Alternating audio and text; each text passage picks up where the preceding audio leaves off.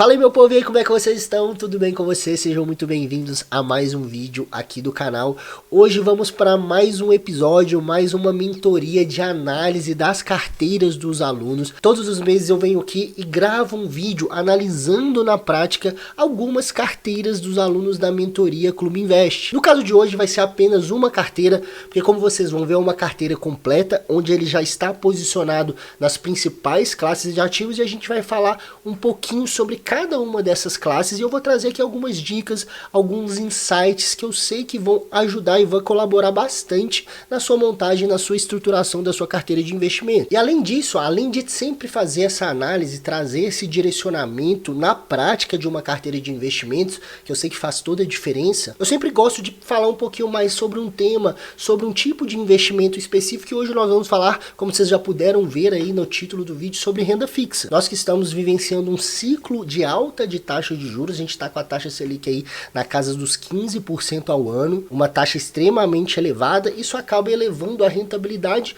de todos os outros títulos, CDBs, LCIs, outros títulos do Tesouro, Tesouro pré-fixado, Tesouro IPCA, então é sim um bom momento para investir em renda fixa também. É claro que nesses períodos, quando a gente está com juros elevados, são os melhores momentos, os melhores períodos para a gente acumular ativos de renda variável, porque quando a Selic está alta, justamente ocorre uma migração para os títulos de renda fixa, o que nos traz grandes oportunidades em fundos imobiliários, ações, o que a gente já vem acompanhando aí nos últimos anos. Então, por isso que a importância de você saber aproveitar todos os momentos. Igual eu sempre mostro aqui na prática para vocês todos os meses, investindo na prática, na carteira pública, eu estou sempre comprando títulos de renda fixa, eu estou sempre comprando ações, fundos imobiliários e venho aproveitando esses momentos de baixa também. Então, sem mais enrolação, antes da gente passar para análise na prática da carteira do nosso aluno, eu vou pedir para você se inscrever aqui no canal, deixar um like, porque eu tenho certeza que esse vídeo vai te ajudar de alguma forma na estruturação e montagem da sua carteira. Você vai sair daqui sabendo mais do que chegou. Então já deixa seu like e deixa um comentário aqui embaixo também. Inclusive, se você quiser conhecer o nosso trabalho personalizado, a mentoria Clube Invest, eu vou deixar aqui embaixo também o link para você, após esse vídeo, você ir lá conhecer o nosso trabalho. A gente tem 3 planos de acompanhamento, vai da mentoria individual até a mentoria em grupo, onde você tem acesso a um curso completo, materiais didáticos, uma estrutura completíssima, e dependendo do plano que você escolher, por exemplo, a mentoria individual, eu vou fazer esse trabalho personalizado de orientação e montagem de carteira para você. Pronto, bora lá, sem mais enrolação. Eu tô aqui com a carteira do Felipe, o nosso aluno. Ele tem uma carteira, atualmente ele tem investido nessa carteira R$7.000. Ele tem posição em ações, em fundos imobiliários, no Tesouro Direto e ETF no exterior. Ou seja, ele já está posicionado ali nas nossas principais classes de ativos, onde cada classe dessa possui uma função, cumpre uma função importante dentro do nosso portfólio. Então é importantíssimo que você entenda isso, a importância da diversificação, para a gente trazer uma proteção e um potencial de retorno muito maior. Então vamos lá, vamos trabalhar aqui cada ponto de maneira separada, começando pela renda fixa, né? Ele tem, além desses títulos do Tesouro, ele tem a reserva de emergência dele montada, né, no CDB do Mercado Pago, um total de 16 mil e uma meta de 18 mil. Legal, isso é muito positivo. Por quê? Porque na renda fixa, pessoal, a reserva de emergência é o nosso investimento mais importante, porque ele vai nos trazer ali a proteção de curto prazo. Para caso aconteça alguma emergência, você tenha um valor ali significativo que te proteja no curto prazo e você não precise vender, por exemplo, os seus ativos de longo prazo, porque isso atrapalha demais a sua jornada, a sua rentabilidade, o seu resultado ao longo do tempo. Então você precisa ter um valor ali, você precisa definir uma meta e estar sempre próximo dessa meta para você trazer essa proteção de curto prazo. Então aqui é um investimento de curto prazo que precisa ter liquidez diária, justamente para você poder sacar caso seja necessário. Ele está muito próximo da meta dele, que é 18 mil, e ele tem 16 mil. Porém, ele não incluiu isso aqui na carteira. Ele poderia ter incluído aqui também a reserva de emergência, não teria problema, mas ele preferiu não incluir. Aqui na carteira ele colocou só os títulos do Tesouro. E ele tem 2 títulos, vamos lá. O primeiro é o Tesouro Selic. O Tesouro Selic ele tem um valor ali baixo, né, cerca de 50%. Então se ele tem 1.300 na carteira, ele tem um pouco mais ali de 500, 600 reais nesse Tesouro Selic. O Tesouro Selic ele vai cumprir basicamente a mesma função, né, do CDB dele do Mercado Pago, que é um investimento com liquidez diária, boa rentabilidade e boa segurança também. Então assim, na verdade ele não teria nem necessidade de ter esse valor aqui no Tesouro Selic. Não tem problema, é uma diversidade diversificação a mais, mas é um investimento que serve para curto prazo, proteção de curto prazo também. Eu, para quem me conhece, me acompanha há mais tempo, para esse objetivo, né, um objetivo de reserva de emergência de curto prazo, eu realmente prefiro títulos com máxima segurança, como Tesouro Selic, CDB de grandes bancos.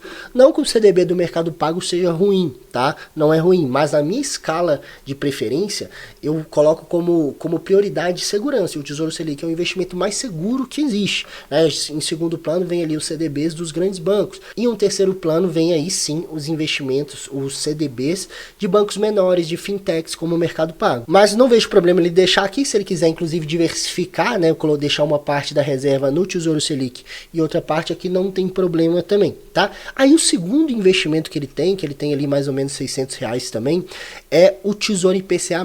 Aí sim, aí já é um objetivo totalmente diferente, que aí já é um objetivo, nesse caso aqui, de médio prazo. Quando a gente monta uma carteira, a nossa parte de renda fixa, ela serve justamente para quê, pessoal? Isso aqui é muito importante, para proteção. E a gente protege a nossa carteira, o nosso patrimônio de duas formas. A primeira, através da reserva de emergência, é a proteção de curto prazo. Ou seja, um título em um investimento seguro que vai nos trazer a proteção e que a gente pode sacar ali a qualquer momento. Isso é a proteção de curto prazo, boa rentabilidade, que é o que a gente está vivendo agora com a Selic nas alturas igual a gente está. A segunda fase de proteção é nos proteger diretamente da inflação através de um título indexado ao IPCA. A gente precisa de um título desse na carteira que vai cumprir exatamente essa função. Se acontece algum problema no Brasil, vamos supor que daqui a uns anos, Deus nos livre, isso aconteça, né? Aconteça algum problema no Brasil estrutural, econômico, que a inflação dispare, igual aconteceu recentemente, poucos anos atrás, pós-pandemia, na época da pandemia, a inflação do Brasil chegou a bater 10, 12% ao ano. Hoje está ali na casa dos 5%. Uma inflação, em tese, né, controlada, mas enfim, vamos supor que aconteça algum problema e volte a patamares mais elevados. Esse título do Tesouro, ele vai pagar o IPCA, a inflação, mais uma taxa fixa, que hoje está na casa dos 7,5%, quase 8%. Ou seja, vamos supor que a inflação chega a 10%, mais 8%, ou seja, uma rentabilidade de 18% ao ano. Então, se a inflação sobe, se a gente tem esse problema, esse título vai passar a pagar mais. Então, é uma proteção direta contra a inflação. Por isso, eu gosto muito desse título, e nos patamares atuais que a gente está vivendo hoje, a gente está numa das maiores taxas, essa taxa fixa a mais dos últimos 20 anos, que é exatamente IPCA mais 7, 7,5 e IPCA mais 8. Então sim, é uma ótima oportunidade de acumular, de aumentar patrimônio nesse tipo de título, porque é o investimento mais seguro que existe e com ótima rentabilidade. Então você vai assegurar até 2029 o IPCA mais essa taxa fixa aqui, e essa taxa a mais, você fixa ela até o final. O que vai variar, obviamente, é o IPCA, mas essa taxa vai fixa até o final. Então por isso que eu gosto, por isso que eu tenho falado muito sobre o Tesouro IPCA, que a gente está num ótimo momento de pegar um investimento extremamente seguro e que a gente está com uma ótima taxa de retorno. Então aqui já vai o primeiro conselho pro Felipe. Ele pode tranquilamente aqui aumentar essa posição no Tesouro IPCA, porque a gente está nos melhores momentos, né, para adquirir esse título. E ele tem um valor ali bem baixo, né, cerca de 500, 600 reais. Entrando aqui no site do Tesouro Direto, né, na data de hoje, dia 14/8, o Tesouro IPCA tá IPCA mais 7,62. É uma baita taxa, tá? O Tesouro IPCA 2029. A gente tem também o Tesouro IPCA 2040, o 2050, que estão com taxas menores, né? Eu particularmente gosto mais do Tesouro IPCA, porque é um prazo um pouco mais curto, a gente não fica preso, entre aspas, por um prazo muito longo, e para longuíssimo prazo, como 2040, 2050, né, eu prefiro muito mais investir em renda variável, porque o potencial de retorno é muito maior, mas para um médio prazo como 2029, isso é um baita de um retorno quase IPCA mais 8. E o mais legal é que a partir de R$34 você já consegue investir nesse título. Pronto, a sua carteira, Felipe, de renda fixa está pronta, você não precisa de mais nada além disso. Se você quiser ter um título de longuíssimo prazo, como 2050, 2040, pode ter, não vejo problema. Mas, cara, não precisa mais que isso. Um bom título para curto prazo e um bom título para médio ou longo prazo que te proteja diretamente da inflação. Renda fixa é isso, é o que eu sempre falo, o básico que funciona. Deixa para você gastar sua energia, sua capacidade de análise, no que realmente vai te multiplicar seu patrimônio a longo prazo, que é isso aqui. Fundos imobiliários, ações, exterior, tá? Eu não gasto muito energia com renda fixa eu faço o básico do básico, é uma proteção de curto prazo, uma proteção de médio prazo e acabou, tá? E ele tá fazendo certinho, é isso aqui mesmo. Então vamos partir agora para a renda variável, que são investimentos de longo prazo, começando aqui pelos fundos imobiliários. Vamos lá.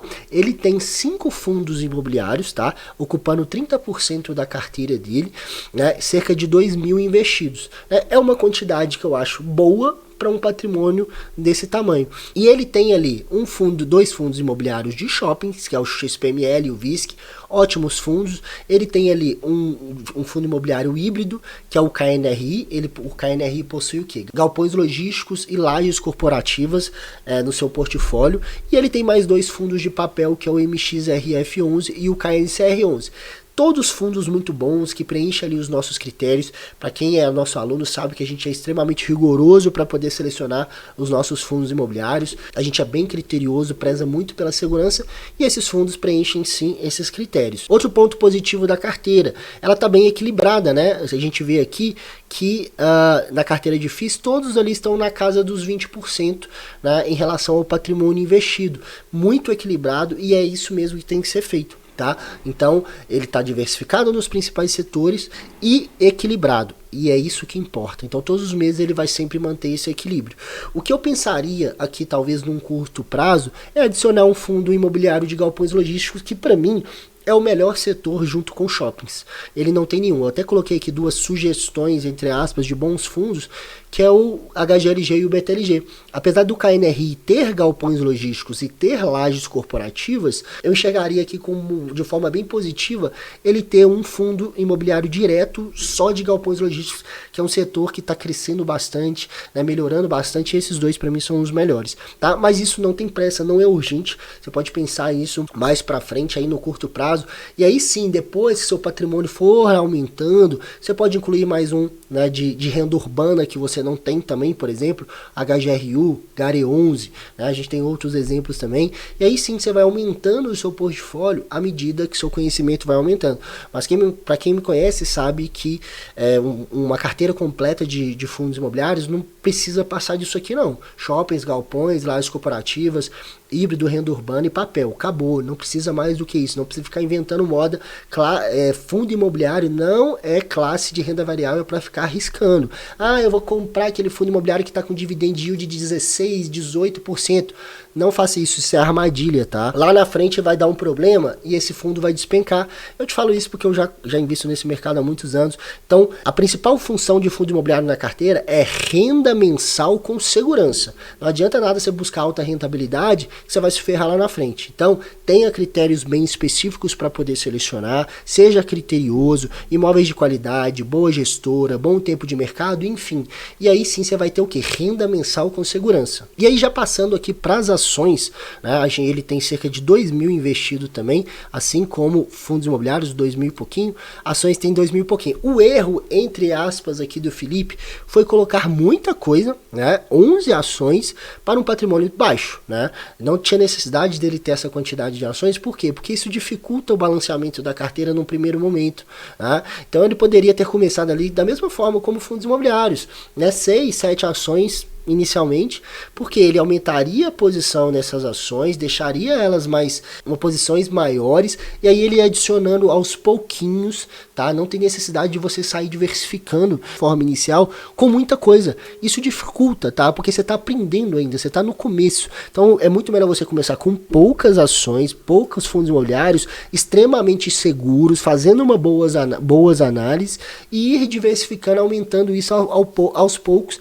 à medida que seu conhecimento vai aumentando e à medida que seu patrimônio for aumentando. Eu vejo muita gente já querendo diversificar tudo de uma vez, mas isso é um erro porque você ainda não sabe fazer isso da forma correta. Você ainda não sabe acompanhar isso da forma correta e balancear a sua carteira da forma correta. Então comece com pouco e vai diversificando devagar com estratégia. Mas enfim, ele já fez aqui, ele já diversificou. Então não faz sentido também ele vender, não vejo como um problema, mesmo porque todas as ações que ele comprou são boas ações, ações que passam ali nos nossos critérios, empresas lucrativas, enfim, com bom tempo de mercado, empresas com endividamento controlado, boa margem, bom ROI, enfim, vários critérios que a gente utiliza para selecionar, e todas preenchem esses critérios, e a maioria está ali nos setores perenes, como eu sempre falo, os principais setores para a gente ter realmente numa boa carteira, uma carteira segura, energia, saneamento, seguro e banco. Então não vejo sentido ele desfazer, né? Não faz sentido ele desfazer de boas ações. Agora ele mantém isso aqui por um bom tempo, de forma equilibrada, né? Porque aqui não está muito equilibrado não, diferentemente dos fundos imobiliários, que está todo mundo ali na casa dos 20%, as ações não, né? Ele tem ali, por exemplo, BBSE em 16%, né? BB Seguridade, é uma baita de uma empresa, mas está ocupando quase 20% da carteira de ações, sendo que Sanepar, que é uma baita de uma empresa também, está só 4%. Engie, que talvez seja, ele deve estar ali pelo menos no top 3 das melhores empresas da carteira dele, só 5%. Copasa também, Itaúsa. Então, ótimas empresas que deveriam estar todas equilibradas. Então, o que ele tem que fazer aqui daqui para frente, né? Ele tem outras ótimas empresas também, VEG, das melhores empresas da bolsa, se não for a melhor. O Banco do Brasil, que está em queda, mas continua sendo uma das melhores empresas da bolsa, principalmente de um ótimo setor. O que ele tem que fazer aqui daqui para frente? Manter tudo isso aqui, mas com os próximos aportes ele vai fazendo o que? O balanceamento, né? Investindo naquelas empresas que estão mais desequilibradas, mais para trás, focando nessas aqui para deixar tudo muito equilibrado, assim como ele fez aqui, né? Tá tudo muito bem estruturado, tudo muito bem equilibrado.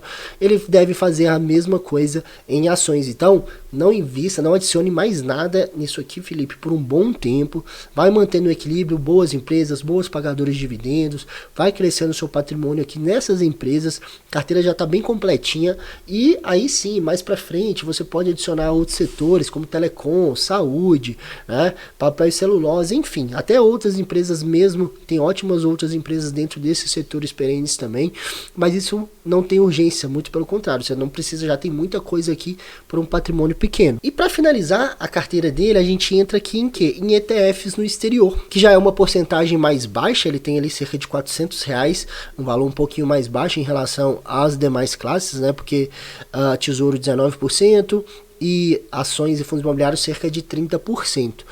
Ele tem o VO e o VNQ, né, que são, eu sempre gosto de falar que a porta de são os ETFs que são a porta de entrada na bolsa americana, porque só com esses dois ETFs aqui você já investe nas maiores empresas e nos maiores REITs, né? Os REITs, para quem não sabe, são os fundos imobiliários lá nos Estados Unidos. Então, de forma extremamente diversificada, ele já está muito bem posicionado, e sem falar que está bem equilibrado, né? Metade no VO e metade no VNQ. Então, para ser bem sincero, você pode manter só isso daqui, cara, por um bom tempo, tá? Por um bom tempo, mantendo esse equilíbrio, VO e VNQ, você já vai estar muito bem diversificado, muito bem exposto. E mais para frente, né, quando você quiser aumentar a posição no exterior e diversificar um pouquinho mais, você pode incluir alguns outros ETFs, você pode começar a fazer o stock picking, né, que é quando a gente escolhe determinadas empresas, determinados setores, enfim, determinados REITs, mas isso já é algo mais avançado que eu acho que para o seu momento não faz sentido nenhum.